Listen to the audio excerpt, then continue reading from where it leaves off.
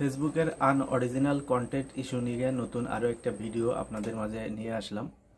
তো আমরা যে সমস্যাগুলো ফেস করি সেটা হচ্ছে ফেসবুকের আনঅরিজিনাল কন্টেন্ট ইস্যু বা ভায়োলেশন।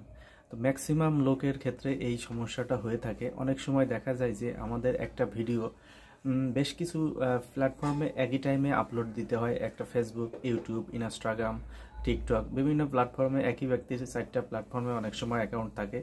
তো দেখা যায় যে কোন ভিডিওটি কোন প্ল্যাটফর্মে কোন টাইমে আপলোড দিয়েছি সেটা মনে থাকে না, যেটা আমার ক্ষেত্রে হয়ে থাকে।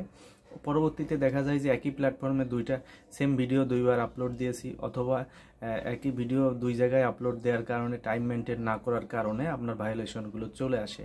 এক্ষেত্রে আপনারা যে কাজটা করবেন, প্রত্যেকটা ভিডিও সেগমেন্ট বা আপনার একটা যে ফেসবুকের যে বিজনেস সুইট বা বিজনেস ম্যানেজার অ্যাপস আছে সেখানে যেয়ে টাইম শিডিউলিং করে আপনারা ভিডিওগুলোকে আপলোড দিবেন। অর্থাৎ প্রত্যেকটা দিন ইউটিউব, ফেসবুক, ইনস্টাগ্রাম, টিকটক একটা টাইম শিডিউল করে নেবেন এবং সেই টাইমে একই টাইমে ভিডিওগুলো সব জায়গায় পাবলিশ করবেন। আগে থেকে ভিডিও আপলোড দিয়ে টাইম শিডিউলিং করে রাখবেন, দেখবেন ওই টাইমে সব প্ল্যাটফর্মে একই সাথে ভিডিওগুলো আপলোড হয়ে গেছে।